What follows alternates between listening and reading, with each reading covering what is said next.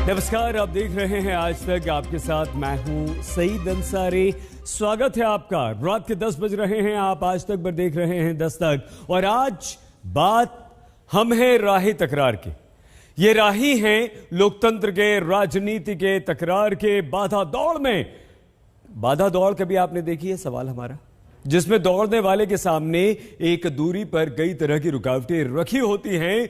धावक को उन्हें कूद कर पार करना पड़ता है। दौड़ना आसान नहीं होता। जनता को भी लोकतंत्र में ऐसी ही बाधा दौड़ में मानो दौड़ाया जा रहा है। जहां संसद में हंगामे की बाधा है, विपक्ष की संसदीय मर्यादा को तोड़ने वाली बाधा है, चर्चा न करने की बाधा खड़ी करने का आरोप है, बाधा महंगाई की है, बाधा बेरोजगारी की है। लोकतंत्र की इसी बाधा दौड़ के विरुद्ध आज आपको दस्तक देकर पूछना है कि आखिर कब लोकतंत्र तकरार से चलेगा। सत्ता का खेल तो चलेगा, सरकारें आएंगी जाएंगी, पार्टियां बनेगी बिगड़ेंगी, मगर ये देश रहना चाहिए। इस देश का लोकतंत्र अमर रहना चाहिए। क्या ये आज के वातावरण में कठिन काम नहीं हो गया है? ये चर्चा तो आज समाप्त हो जाएगी, मगर कल से जो अध्याय शुरू होगा उस अध्याय पर थोड़ा गौर करने की जरूरत है। ये कटुता बढ़ना नहीं चाहिए। दूरदर्शन पर लाइव प्रसारित हुए इस भाषण के 25 वर्ष बाद राजनीतिक कटुता संसदीय लोकतंत्र में क्या इतनी बढ़ चुकी है, जहां सदन चलना भी चुनौती है। Action is taken.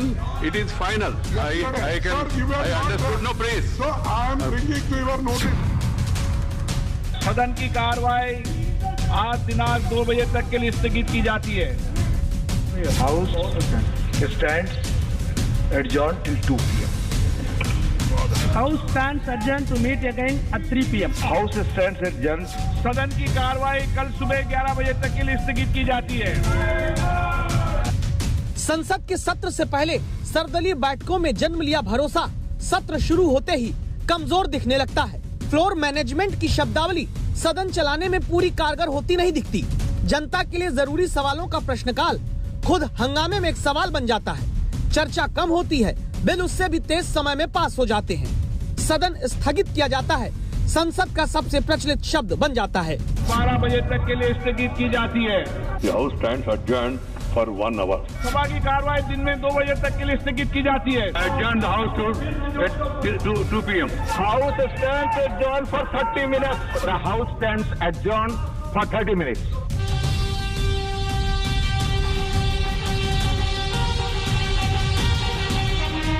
चार दिन पहले 26 नवंबर को संविधान दिवस मनाते देश में लोकतंत्र के स्तंभों के लिए ही खूब बातें कही गई। फिर 4 दिन के भीतर ही लोकतंत्र की विधायिका के सदन की ऐसी हालत क्यों है?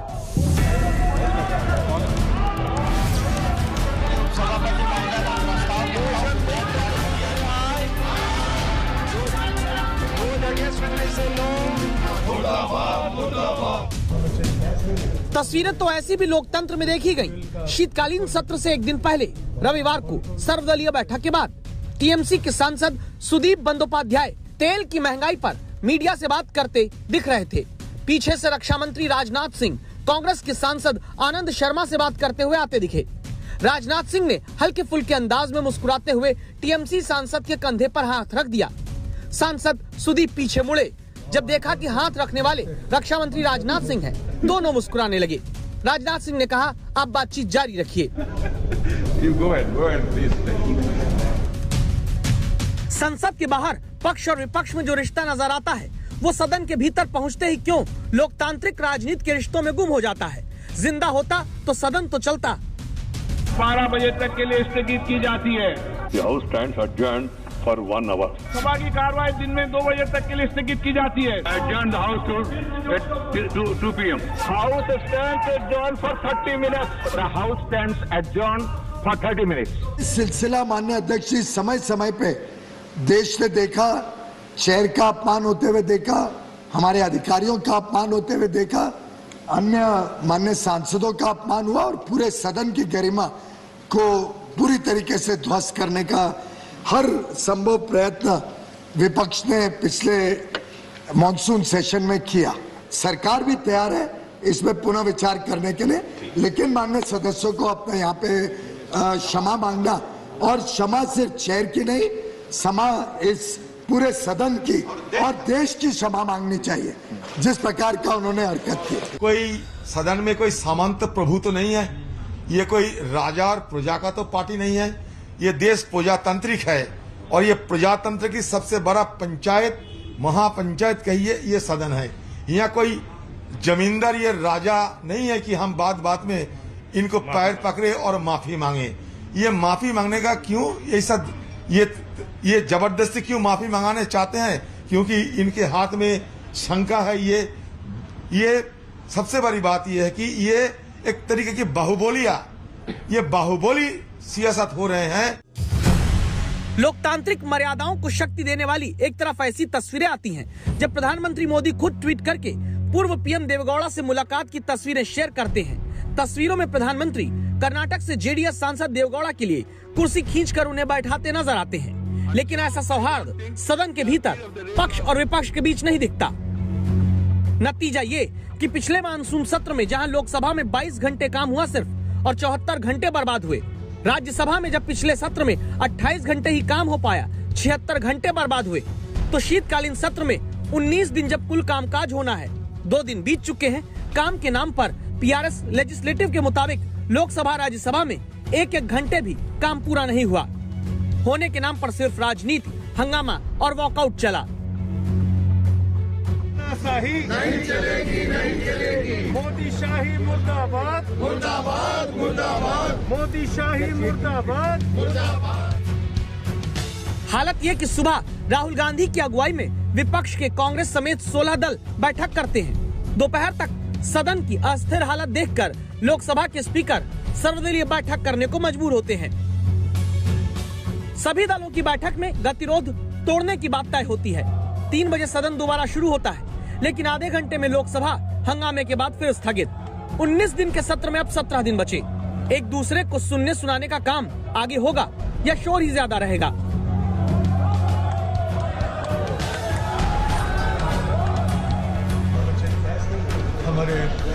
दस्तक देता सवाल यह है, क्या सदन के बाहर दलों में दिखने वाला लोकतंत्र सदन के भीतर शोर तंत्र को दूर नहीं कर सकता? मौसमी सिंह और पॉलिमी साहा के साथ हिमांशु मिश्रा, दिल्ली आज तक। ये बेहतरीन तस्वीर तो आपने देखी, लेकिन संसदीय लोकतंत्र से जुड़ी एक घटना आज मैंने पढ़ी। प्रसिद्ध समाजवादी नेता राम मनोहर लोहिया ने 1963 में संसद में उस समय हड़कंप मचा दिया था जब उन्होंने एक पर्चा लिखा कि देश की अधिकांश आबादी हर रोज 3 आने में गुजारा करती है, लेकिन प्रधानमंत्री पंडित जवाहरलाल नेहरू पर हर रोज 25,000 रुपए खर्च होते हैं। तब सदन राजनीति के नाम पर ठप नहीं हुआ था। उस समय पंडित जवाहरलाल नेहरू ने जवाब दिया कि योजना आयोग के अनुसार यह रकम 15 आने यानी कि आज के 1 रुपए से कुछ कम है। लोहिया ने इस मुद्दे पर बहस की मांग कर दी और जब लोहिया बोलने के लिए खड़े हुए तो एक के बाद करके कई सारे सदस्यों ने अपना अपना बोलने का जो समय अलॉट होता है वो लोहिया को दे दिया। फिर राम मनोहर लोहिया ने राजनीतिक चतुराई से योजना आयोग के आंकड़ों की पोल खोलकर रख दी। आज वैसी बहसें नहीं होती, बल्कि उनकी जगह एक दूसरे को धक्का देना, बिल की कॉपी फाड़ देना, रूल बुक को छीन लेना, उछाल देना, फेंक देना, चिल्लाना संसदीय आचरण का मानो दस्तूर बन गया है या बना दिया गया है। और इसी कारण 12 सांसद निलंबित कर दिए गए। फिर उस निलंबन पर भी सदन ठप हो गई।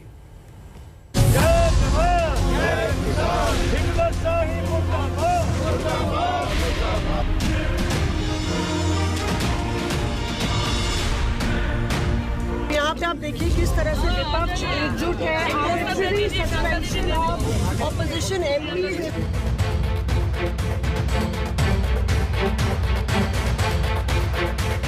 Chairman can take action. सदन से बाहर निकलकर जिन गांधी जी की प्रतिमा के सामने लोकतंत्र के नाम पर विपक्षी धरना देते हैं, उन्हीं महात्मा गांधी ने लिखा था, लोग संसद में अच्छे सदस्य चुनकर भेजते जो तनख्वाह न लें, लोगों की भलाई के लिए संसद में जाएं। वो खुद सुशिक्षित और संस्कारी हो ताकि उनसे भूल ना हो। ऐसी संसद में ना तो अर्जी की जरूरत होना चाहिए, ना दबाव की। लेकिन राष्ट्रपिता के जो विचार संसद और सांसदों के लिए थे, वो सदन में 110 दिन पहले की इन तस्वीरों को देखकर अपने आँख कान मुंह तीनों बंद कर लेते। जनता से कहते, बुरा मत देखो, बुरा मत कहो, बुरा मत सुनो। ये तस्वीरें मानसून सत्र के खत्म होने से ठीक पहले की, जहां मार्शल और विपक्ष के सांसद आमने सामने दिखे, धक्का मुक्की दिखी, खींचतान होती दिखी। मानसून सत्र के दौरान सदन में इसी शर्मनाक व्यवहार के आरोप में कांग्रेस के 6, टीएमसी के 2, शिवसेना के 2, सीपीआई सीपीएम के 1-1 सांसद को राज्यसभा के शीतकालीन सत्र में निलंबित कर दिया गया। विरोध में राज्यसभा में सदन के भीतर से कांग्रेस समेत कई विपक्षी दलों ने वॉकआउट किया।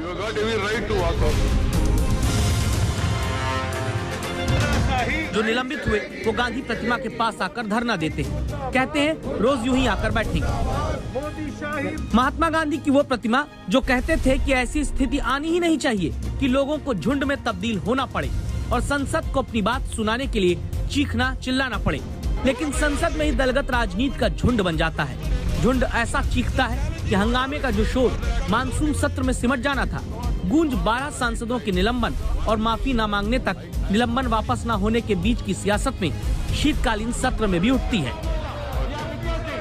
रूल 256 के तहत हम ये डिमांड कर रहे हैं, जो सस्पेंड किया गया है वो रूल्स के तहत नहीं, रूल्स वायलेट करके किए। बिजनेस ट्रांजैक्शन रूल्स को भी उन्होंने नहीं देखा, अनदेखी किए हैं। इसीलिए ऐसे अनडेमोक्रेटिक और लोकतंत्र के खिलाफ जो काम हो रहा है, उसके खिलाफ हम सभी लोग एकजुट होकर लड़ रहे हैं। Normal stopping of the house नहीं था, ये एक्शंस इस प्रकार के थे जिसको माफ करना मेरे ख्याल से जब तक वो माफी नहीं मांगे संभव नहीं था। और कई बार हमने रिक्वेस्ट किया कि भाई माननीय सदस्य माफी मांग लें और आगे की कार्रवाई अच्छी तरीके से चले, उसके लिए तैयार हो जाए। लेकिन दुर्भाग्य से माननीय सदस्य इस बात के लिए तैयार नहीं है। आपके मन में सवाल होगा, आखिर मानसून सत्र के दौरान हुए हंगामे में निलंबन अब जाकर क्यों? जवाब ये कि मानसून सत्र में राज्यसभा में हंगामे पर सभापति ने जांच समिति गठित की थी। कमेटी की सिफारिश के आधार पर अब सोमवार को सांसदों पर कार्रवाई हुई है, जिसे अब सभापति वेंकैया नायडू फाइनल बता चुके हैं।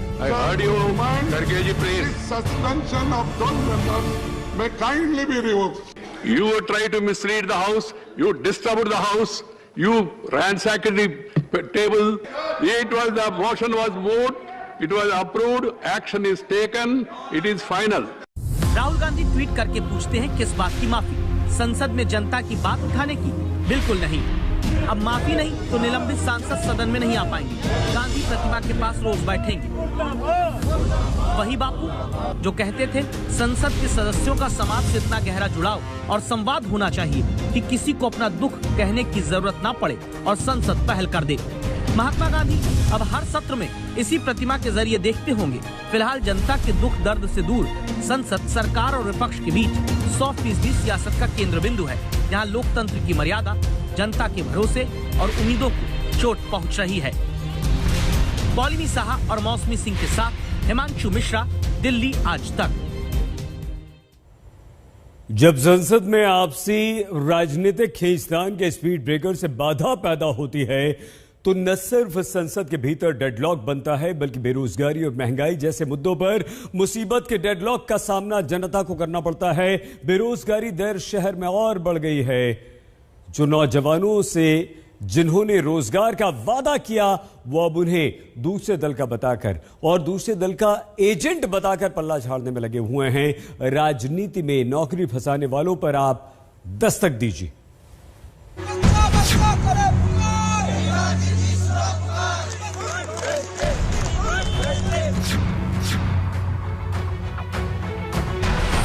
सियासी डेडलॉक अगर संसद ठप करता है तो सरकारी नीतियों का डेडलॉक युवाओं के नौकरी के सपने को तस्वीरों के साथ कहानी बताएं, उससे पहले ताजा खबर जानिए।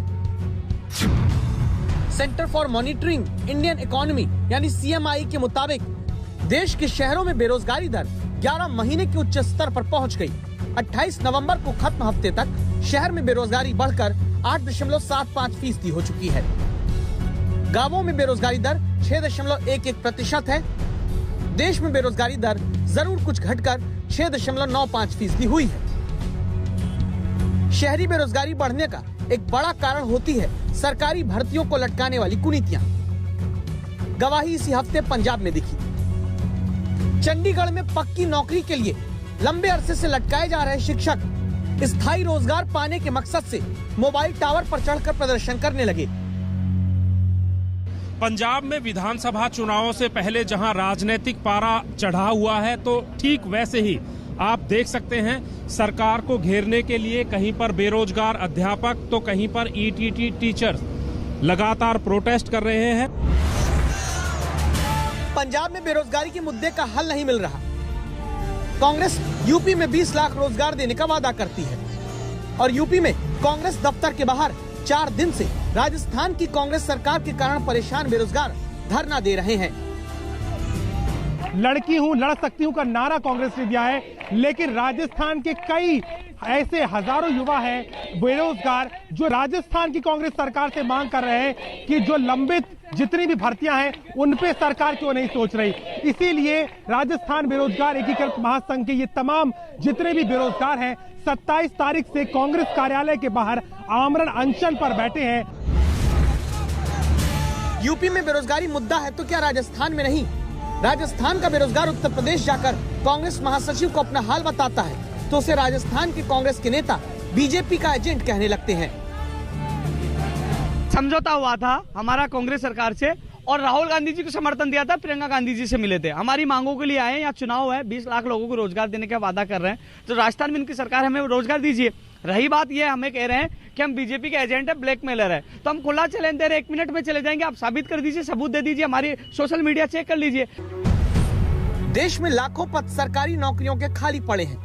उन्हीं पदों को भरने के नाम पर पार्टियां वोट लेती हैं। वही वादे निभा लिए जाएं तो बेरोजगारी दूर करने वाली सरकारी बाधा खत्म हो सकती है।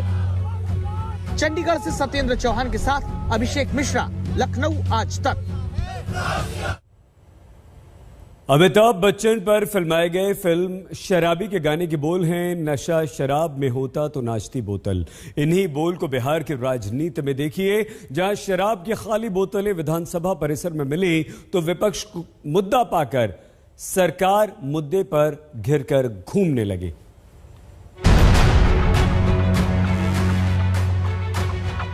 तो हम खुद देख के आए आंख से, तो हम बताएंगे कि नहीं सदन में। और अगर पता चल जाए तो उस पर सख्त कार्रवाई होनी चाहिए। बिहार के डीजीपी साहब कभी सोचे भी नहीं होंगे कि ऐसे कचरे में सुराग तलाशना होगा। सुराग भी किसका? शराबबंदी वाले बिहार में उस शराबी का जिसने सीधे बिहार विधानसभा परिसर में शराबबंदी का गम भुलाने के लिए बोतलें खोल दी। डीजीपी बिहार के कभी इधर जाते हैं कभी उधर, खोजते हैं कौन आया होगा विधानसभा के पास शराब पीने, क्योंकि बिहार में कहां तो मुख्यमंत्री शपथ दिला रहे थे शराबबंदी पर और कहां शराबबंदी वाले बिहार में विधानसभा परिसर में ही शराब की बोतलों ने शराबबंदी का ढक्कन खोल दिया। बोतलें तो 2 4 6 ही शराब की विधानसभा परिसर के भीतर मिलती हैं, लेकिन अद्धा पौवा और फुल वाली ये बोतलें असेंबली के भीतर खाली पड़ी होकर बताती हैं कि शराबबंदी के तमाम दावे विधानसभा कैंपस के भीतर ही खोखले हैं। विधानसभा परिसर में शराब की खाली बोतलें बरामद हुई है और इसको लेकर काफी हंगामा मचा हुआ है। यहाँ पर प्रतिपक्ष के नेता तेजस्वी यादव भी इन खाली बोतलों को देखने आए। यहाँ पर देखिए 3 बोतल तो स्पष्ट तौर पर आपको दिखाई दे रहे होंगे, 3 के रैपर दिखाई दे रहे हैं। माना जा रहा है कि ये 6 बोतल है। ये विधानसभा परिसर है और विधानसभा परिसर में बोतल मिलना काफी गंभीर मामला है। ओमिक्रॉन का खतरा दुनिया में बढ़ता जा रहा है, कहीं देर ना हो जाए, उसी से सावधान रहने की जरूरत है। बहुत छोटा सा ब्रेक, होते हैं हाजिर, आप देखते रहिए। आज स्वागत है एक बार फिर से आपका दस्तक में, आपके साथ मैं हूं सईद अंसारी। हमारा देश कोरोना की 2 लहरें झेल चुका है। कोरोना के कारण से लगने वाले लॉकडाउन का खमियाजा हमारा देश आज भी भुगत रहा है और कई लोगों को ये लगता है कि अगर समय रहते सरकार ने विदेशी उड़ानों पर प्रतिबंध लगा दिया होता तो ऐसा नहीं होता और इसीलिए कोरोना के ओमिक्रॉन वेरिएंट के खतरे को देखते हुए दिल्ली और महाराष्ट्र जैसी सरकारें तुरंत अफ्रीकी देशों की उड़ानों को बंद करने की मांग कर रहे हैं। इस मांग का समर्थन करने वालों का कहना है कि जब अफ्रीका से कोई भी भारत ही नहीं आएगा तो फिर ओमिक्रॉन भी नहीं फैलेगा और इसीलिए सरकार को तुरंत उन अफ्रीकी देशों की उड़ानें रोक देनी चाहिए जहां ओमिक्रॉन फैला हुआ है। लेकिन सवाल यह है कि क्या ओमिक्रॉन से बचने का सिर्फ यही तरीका है? अगर कल यूरोप में कोई नया कोरोना का वेरिएंट आ गया तो क्या हम वहां की उड़ानें भी बंद कर देंगे?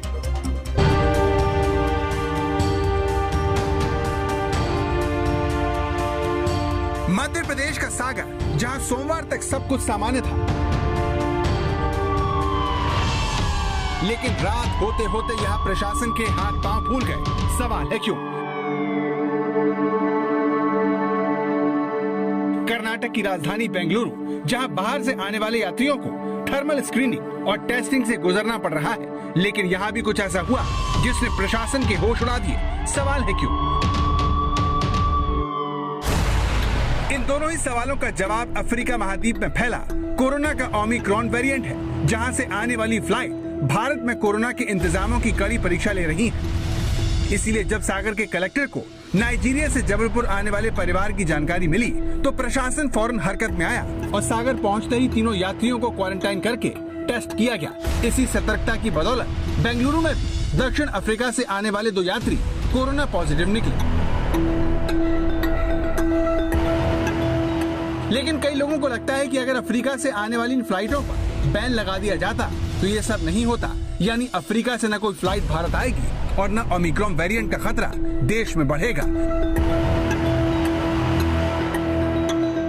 कोरोना की पिछली तबाही को देखते हुए विपक्ष को इसी में देश की भलाई नजर आ रही है, सो उन्होंने उन देशों से आने वाले विमानों पर रोक लगाने की मांग शुरू कर दी है जहां कोविड का नया वेरिएंट ओमिक्रॉन मिला है। ओमिक्रॉन का हमने प्रिवेंशन करना अगर है तो हमें जो फ्लाइट्स साउथ अफ्रीका से आ रही है उसको रोकना भी जरूरी है, और इतना ही नहीं तो जो भी सेंट्रल गवर्नमेंट को इसके बारे में पूरा इंफॉर्मेशन देना जरूरी है। इस मांग का आधार यह है कि दक्षिण अफ्रीका में ओमिक्रॉन का केस आने के हफ्ते भर के अंदर ही कोरोना का यह खतरनाक वेरिएंट दुनिया भर के 1 दर्जन देशों में फैल गया। और गौर करने वाली बात यह है कि सब अफ्रीकी देशों से फ्लाइट के जरिए आने वाले यात्रियों की वजह से ही ऐसा हुआ।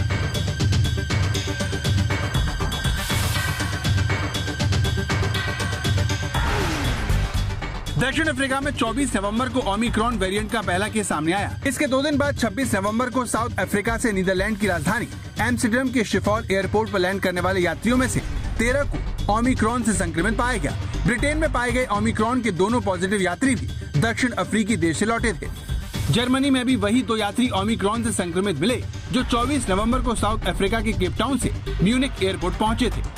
ऑस्ट्रेलिया में भी जिन 2 लोगों को ओमिक्रॉन से संक्रमित पाया गया वे दक्षिण अफ्रीकी देश की यात्रा से सिडनी लौटे थे। इजराइल में मिला एक ओमिक्रॉन संक्रमित यात्री भी अफ्रीकी देश मलावी से लौटा था। यानी सभी देशों में ओमिक्रॉन का वेरिएंट फ्लाइट के जरिए पहुंचा, जिसके आधार पर दिल्ली के मुख्यमंत्री अरविंद केजरीवाल लगातार केंद्र सरकार से अफ्रीकी देशों से आने वाली फ्लाइट पर रोक लगाने की मांग कर रहे हैं। इसी को लेकर अरविंद केजरीवाल ने एक ट्वीट किया और लिखा, कई देशों ने ओमिक्रॉन प्रभावित देशों से आने वाली उड़ानें बंद कर दी हैं। हम देरी क्यों कर रहे हैं? पहली वेव में भी हमने विदेशी उड़ानें रोकने में देरी कर दी थी। अधिकतर विदेशी उड़ानें दिल्ली में आती हैं। दिल्ली सबसे ज्यादा प्रभावित होती है। प्रधानमंत्री साहिब, कृपया उड़ानें तुरंत बंद करें। भारत में कोरोना की एंट्री चीन से आने वाली एक फ्लाइट से ही हुई थी। भारत में कोरोना का पहला केस चीन के वुहान से केरल लौटी एक 20 वर्षीय महिला में 27 जनवरी 2020 को पाया गया था। केरल की ये महिला पहले वुहान से कोलकाता और फिर कोलकाता से कोची पहुंची थी। इसके तकरीबन 2 महीने बाद 13 मार्च को भारत सरकार ने विदेशियों के भारत आने पर पाबंदी लगाई थी। तब तक देश में कोरोना के 74 केस और 1 मौत हो चुकी थी। आरोप लगे कि फ्लाइट पर पाबंदी लगाने में हुई देरी की वजह से भारत में धीरे धीरे केस बढ़े और सरकार को लॉकडाउन लगाना पड़ा। दिल्ली सबसे ज्यादा संवेदनशील शहर है। यहाँ पर फ्लाइट्स आती हैं जिसके जरिए जो यात्री आते हैं अगर उनको वायरस है तो वो फैलाते हैं उसको खुलेआम। तो इस पर तत्काल कार्रवाई करनी चाहिए और प्रधानमंत्री जी को कई दिन से दिल्ली के मुख्यमंत्री मांग कर रहे हैं, दिल्ली की जनता के हित में और देश के हित में ये फैसला तुरंत लेना चाहिए। तो सवाल यह है कि क्या फ्लाइट पर बैन लगाना ही इस समस्या का समाधान है, और अगर है तो फिर भारत सरकार दुनिया के उन 1.5 दर्जन देशों में शामिल क्यों नहीं है जिन्होंने अफ्रीकी फ्लाइट पर बैन लगा दिया है। अफ्रीकी देशों की फ्लाइट पर बैन लगाने वाले देशों में America, Canada, Brazil, Britain, Japan, Thailand, Australia, Singapore, तुर्की, मिस्र, दुबई, सऊदी अरब, बहरीन, जॉर्डन और श्रीलंका जैसे देश शामिल हैं। तो कोरोना के नए वेरिएंट को लेकर पूरी दुनिया में सजगता है और वो खुद को अफ्रीका से अलग कर रहे हैं, लेकिन भारत इस चुनौती को फिलहाल सतर्कता से ही हैंडल करना चाहता है। नए वेरिएंट की खबरें भी हमें और सतर्क करती हैं और सजग करती हैं। मैं संसद के सभी साथियों को भी सतर्क रहने के लिए प्रार्थना करता हूं। आप सभी साथियों को भी सतर्क रहने के लिए प्रार्थना करता हूं, क्योंकि आप सबका उत्तम स्वास्थ्य, देशवासियों का उत्तम स्वास्थ्य ऐसी संकट की घड़ी में हमारी प्राथमिकता है। ओमिक्रॉन के खतरे को देखते हुए प्रधानमंत्री ने शनिवार को आपात बैठक की, जिसमें अंतर्राष्ट्रीय फ्लाइट से आने वाले यात्रियों की कड़ी निगरानी करने और खास तौर पर जोखिम वाले देशों से आने वाले यात्रियों की कड़ी टेस्टिंग और स्क्रीनिंग करने को कहा गया। इसके अलावा सरकार 15 दिसंबर से सभी अंतर्राष्ट्रीय उड़ानों पर रोक हटाने के अपने आदेश की समीक्षा कर रही है। भारत ने फिलहाल अफ्रीकी देशों की फ्लाइट पर बैन नहीं लगाया है, लेकिन एहतियात बरतते हुए यूरोपीय देशों के साथ साथ दक्षिण Africa, Brazil, Britain, Bangladesh, Mauritius, Botswana, Zimbabwe, New Zealand, Singapore, Hong Kong और इजराइल को जोखिम वाले देशों की सूची में रखा है। लेकिन सवाल यह है कि जब दुनिया के सभी बड़े देश अफ्रीकी देशों की फ्लाइट पर बैन लगा रहे हैं, तब भारत ऐसा क्यों नहीं कर रहा है? आखिर क्यों WHO भी दुनिया से अफ्रीकी देशों की फ्लाइट बंद न करने की अपील कर रहा है? आखिर इस फैसले के पीछे दलील क्या है? दिल्ली से मिलिंद शर्मा के साथ आज तक ब्यूरो।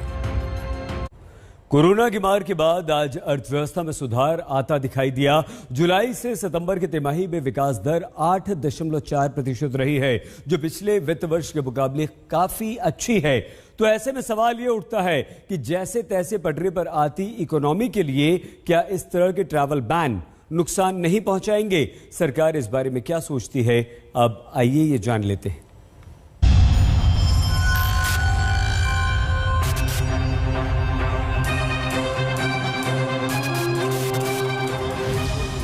जब दुनिया के ज्यादातर देश अफ्रीका से मुंह मोड़ रहे हैं, तब भारत अफ्रीकी देशों का रक्षक बनकर उभर रहा है।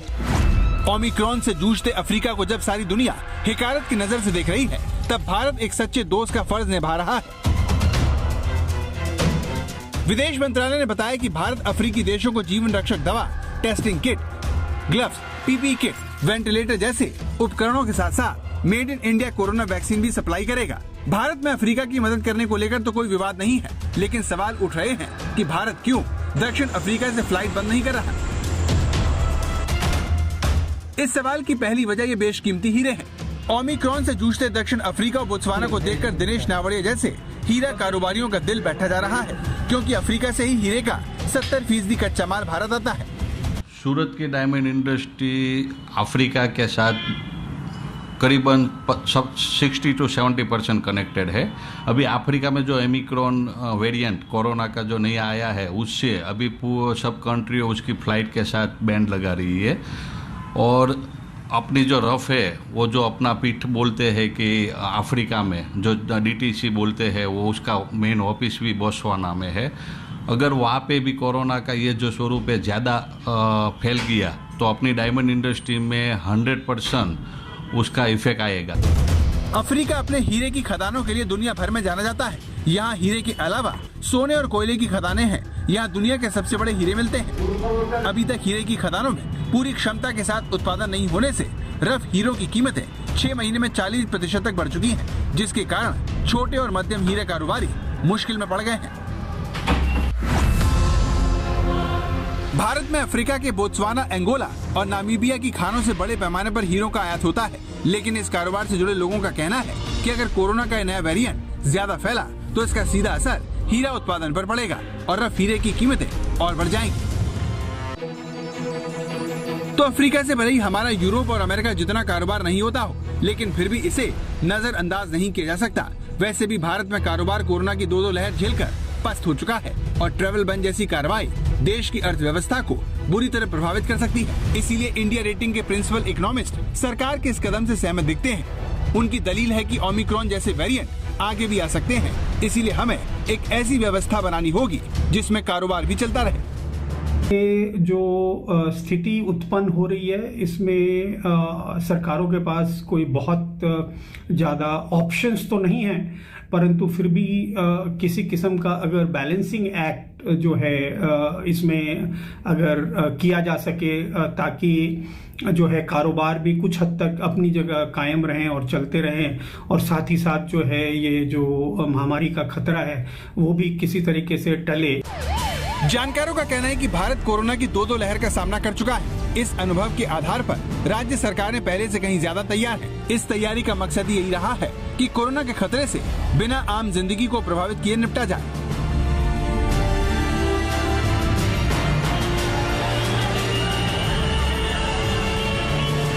आज के दिन में सारे प्रिकॉशन जो लेने की आवश्यकता है, क्योंकि कोविड क्राइसिस के दरमियान हमने बहुत कुछ सीखा है। आज हमारे पास बहुत कुछ संसाधन भी अवेलेबल है, सारी लेबोरेटरी भी अवेलेबल है, कोई भी कैसी भी स्थिति को हम देख सकते हैं। लेकिन आज के दिन में ओमिक्रॉन वेरिएंट के संदर्भ में देश में कोई केस रिपोर्ट नहीं हुआ है और देश में ये वेरिएंट ना आए, इसलिए हर संभव प्रिकॉशन लिया जा रहा है। कोरोना को लेकर इस सतर्कता सारे देश में देखी जा सकती है। ये मुंबई की तस्वीरें हैं, जहां शहर की मेयर आधी रात को इस तरह अंतर्राष्ट्रीय हवाई अड्डे के औचक निरीक्षण करती दिखी। मेयर किशोरी पेडनेकर के इस दौरे का मकसद ही तैयारियों का जायजा लेना है, ताकि कोई भी ओमिक्रॉन वेरिएंट से प्रभावित यात्री बिना टेस्ट और निरीक्षण के एयरपोर्ट से न निकल पाए। आप डरो मत, डरना नहीं, डरने का बात नहीं है, लेकिन सावधानी बरतनी चाहिए और सावधान होके आने वाले दिन अपने को मेरी फैमिली, मेरी जिम्मेदारी बन के रहना है। अभी जब हम एयरपोर्ट आए। ओमिक्रॉन वेरिएंट में एक पक्ष दक्षिण अफ्रीका का भी है, जिसने ओमिक्रॉन के बारे में दुनिया को आगाह करके एक जिम्मेदार मुल्क होने का फर्ज निभाया। उसने चीन की तरह दुनिया को धोखा नहीं दिया। ये चीन की धोखेबाजी ही थी जिसने सारी दुनिया में कोरोना फैलने दिया। लेकिन दक्षिण अफ्रीका ने ऐसा नहीं किया। पश्चिमी देश कारोबारी हितों की वजह से चीन के खिलाफ तो ऐसी कार्रवाई करने से हिचकते रहे, लेकिन चीन के मुकाबले कमजोर दक्षिण अफ्रीका पर एक तरफा कार्रवाई कर बैठे। इसीलिए जानकार मानते हैं कि भारत की जिम्मेदारी है कि वो खुद को सुरक्षित रखते हुए अपने दोस्त की इस मुश्किल वक्त में मदद करे। ये थोड़ा सा मुश्किल इसलिए है कि साउथ अफ्रीका के साथ हमारे रिश्ते अच्छे हैं एक तो, और दूसरे ये कि अगर किसी देश में कोरोना है तो हमें प्रतिबंध लगाने के बजाय आने वाली उड़ानों पर जो अप्रवासन में हमारे यहाँ जो विदेशी उतरेंगे उनकी सख्त जांच करने की ज़रूरत है, न कि कोरोना का, न कि उन पर ब्लैंकेट बैन लगाने की। तो वो हम कर रहे हैं। बेंगलोर, दिल्ली, कलकत्ता, मुंबई और तमाम एयरपोर्ट्स पर इसकी जांच हो रही है। कुछ लोग पाए भी गए हैं और उनको क्वारंटाइन किया जा रहा है। ऐसी स्थिति में हमें ये नहीं करना है कि हम किसी देश को एकदम ब्लैंकेट बैन कर दें। और वैसे भी साउथ अफ्रीका या अफ्रीकन कॉन्टिनेंट हमारे लिए बहुत ही अहम रहा है, क्योंकि अफ्रीकन महाद्वीप के साथ हमारे हजार वर्ष पुराने रिश्ते रहे हैं और हमारी वहाँ पर साख रही, हम वहाँ पर वैक्सीन सप्लाई करते रहे हैं। इस तरह एक्सपर्ट फिलहाल अफ्रीकी देशों की फ्लाइट पर पाबंदी को सही नहीं मानते। उनके मुताबिक ये फैसला ना तो न्याय संगत है और न ही फायदेमंद। देश में लॉकडाउन से न जाने कितने लोग तबाह हो गए। ऐसे में कारोबार को बंद करने जैसा कोई भी कदम देश के लिए। बहुत छोटा सा ब्रेक, आप देखते रहिए आज तक।